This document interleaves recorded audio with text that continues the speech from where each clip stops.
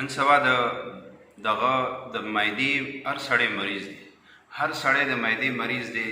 نو نن زه یو داسې عمل تاسو ته ښیم چې دا ډېر آسان، لیکن د معدې چې څومره قسمه بیماریانې وي، که هغه د معدې ګیس وي، که هغه د معدې سوځېدل وي، که هغه د قبض وي، که هغه څه قسمه بیماری وي، مثال طور باندې سړی وږی کېږي نه، نو دا چې څومره د معدې چې څومره بیماریانې دي، ولې معده داسې شی دی په انسان په جسم کې چې معده ټیک وه نو ټول بدن ټیک دی، او چې معده ټیک نه وه نو ټول بدن چې دی هغه ټیک نه وي.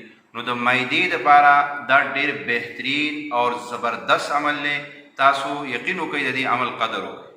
زمونږ حضرت صاحب له یو سړی هغه ورته وي چې د 10 کالو نه زه دا چې کوم نسخه ده دا زه استعمالوم، اور الحمدلله ما ته د معدې څه قسمه تکلیف د اوسه پورې نه دی راغلی.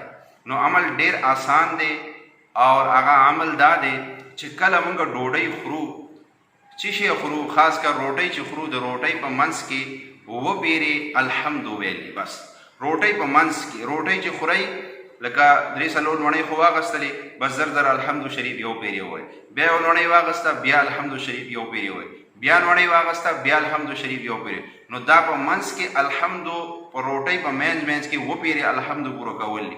کم سړی چې د روټۍ په منځ کې وپیرې الحمد شریف وای، د معدې هره بیماری وی ختم شي.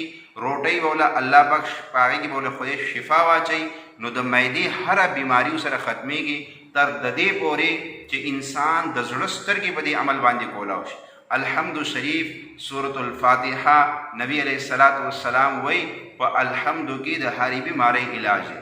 دې د سورة الشفا ویلې کېږي. نو الحمد دا حتی کې بعضې کسانو خپل دا مشاهده هم بیان کړي دا چې موږ دا عمل د روټۍ په منځ کې شروع کو، الله زموږ په کاروبار کې برکت واچو، الله زموږ پر رزق کې برکت واچو، الله تعالی موږ له داسې غیبونه د رزق اسباب جوړ کړو چې موږ ته په خپله حیران شو. تر دې پورې چې یو سړی وي چې د کرونا په منځ کې دا کومه بیماري چې اوس وه، د دې په منځ کې وی خلق هر چا به وي چې کاروبار نشتی، ما دا عمل کو، الله ماله دومره راکړله چې زه پرې نه پوهېدم چې د کم طرف نه را روان، خو صرف د دې عمل د برکت.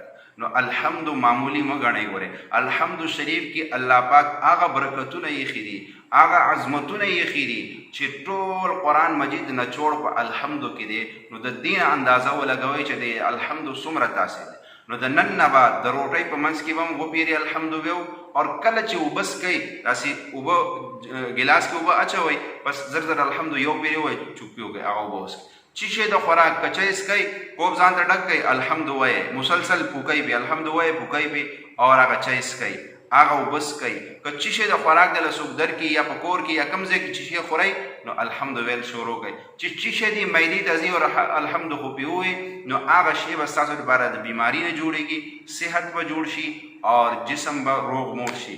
نو د بیماریانو نه چې کوم تنګ سړی وي، د بیماریانو لا علاجه کړی وي، نو هغه سړی دی نن نه بعد دا عمل شروع کړي. یقین وکړئ دا ډېر مجرب عمل دی، دا عمل ډېرو خلکو ازماو کړی دی.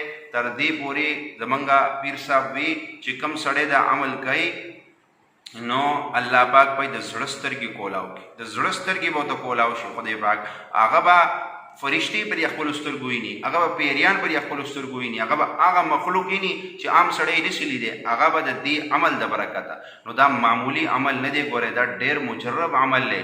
نو عمل بیا ته وپیرې ویم چې د روټۍ په منځ کې وپیرې الحمد وایې، بس الحمدلله رب العالمین الرحمن الرحیم مالک یوم الدین ولا الضالین آمین پورې الحمد.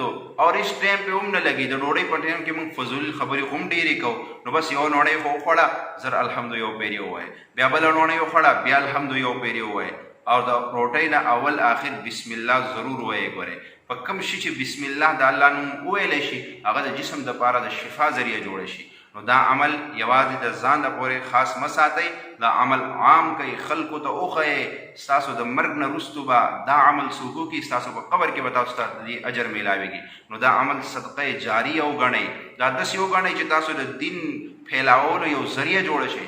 ګوره دا عمل چې څومره خلکو کوي د معدې مریض پې ټیک شو نور داسې یو بیمارۍ کې یو سړی مبتلا و هغه پې ټیک شو د هغه زړه نه به تاسو ته دوا راوخیږي که هغه تاسو ته دوا نه کوي هغه چې دا عمل کوي نو اټومیټک به ثواب تاسو ته میلاویږي ولې حدیث کې راځي الدال کفاعله علی الخیر